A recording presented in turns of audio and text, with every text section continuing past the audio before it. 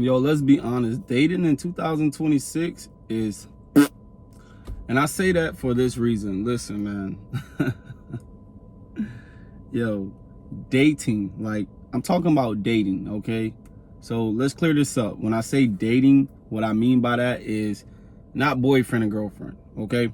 A lot of people get that title caught up into something like going out to eat or spending quality time together. I think that we missing the fact that in order to be somebody's girlfriend or boyfriend, you have to initiate that relationship, right? So when I was growing up, I would ask a girl out, right? I will actually write her a letter, or I'll do something that I feel as though is spontaneous and cute or whatever I'm thinking of to ask her out, right? Nowadays, it's kind of like you spend 2-3 months with somebody and it's like, we go together. Hold on. We go together. We just getting to know each other, right? So the reason I say this is because me personally, in my dating experience, I didn't definitely had some ups and downs in relationships. I definitely didn't learned a lot. I feel like I didn't came far, and I feel like I can actually say that I actually learned how to become a better man by going through the ups and downs in my past relationship. And I hope that makes sense to you guys.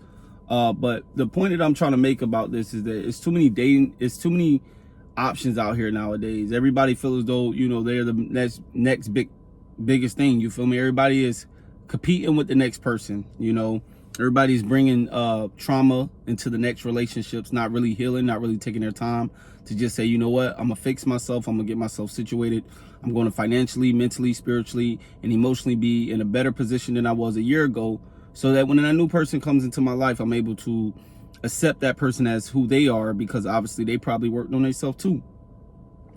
But the thing is that the dating apps are making people feel as though they got multiple options, which in reality, you actually really do have a lot of options to kind of sort out and deal with when you're dealing with people. Because the thing is that when you're single, you don't owe any obligations. There's no expectations that you should own up to or should try to oblige to try to, make somebody feel good. And a lot of people, in particular, women would say, well, if I'm talking to a guy and we're talking and I feel as though I like him, then that's mine. That's who I'm dealing with. No, it doesn't work like that, because now you put that man in a place where he feels as though you're trying to take away his freedom without even saying, hey, I think me and you are probably ready for a relationship.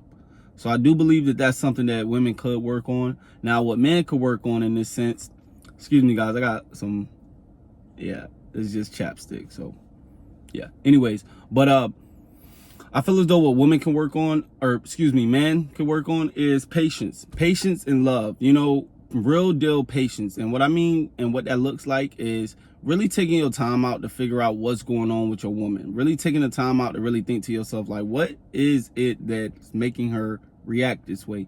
Sometimes it's that time of the month. Sometimes it's just something that you don't even have no control over, because she woke up and that was just her day to just feel some type of way. But that's the point of taking the patience and learning your significant other. And that's something that I definitely had to learn and teach myself as time went on, because I was confused on what patience looked like within love. So I think patience is a good thing that man can work on. But back to the topic of the discussion is dating in 2026. What does that look like? It's very shocking. It's very refreshing. It can be very overwhelming. It can be very dramatic. It can be very toxic. It can be all sorts of things based on the person you're dealing with. And I think that ultimately is the biggest concept of dealing with somebody, is who am I dealing with? What are we doing? What are we talking about? What are we investing into? Are we building? Are we stagnant? Are we slowing each other down? What things are making me feel better? And what things are making me feel like I should be around this person?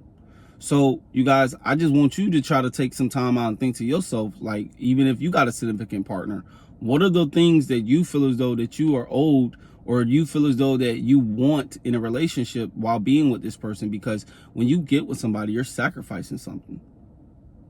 You're really, truly sacrificing something. You're taking time out your day. You're taking time out your life. You're taking time away from your friends, your family, anything that necessarily has to do with you. You're taking time away from it. So I really want to just ask you guys, what is it that you guys feel as though it will take to have a good relationship? And what are things that you feel as though people should incorporate into their relationships to make the relationship better. I didn't want this video to be too long, guys. This is one of my new videos of series of just topics I'll be talking about. So if you're new to this channel and you just came across, be sure to leave a like, comment, turn on post notification. I really do appreciate all the love and support. I definitely will be seeing you guys in the next video. Stay blessed and stay well. See you later.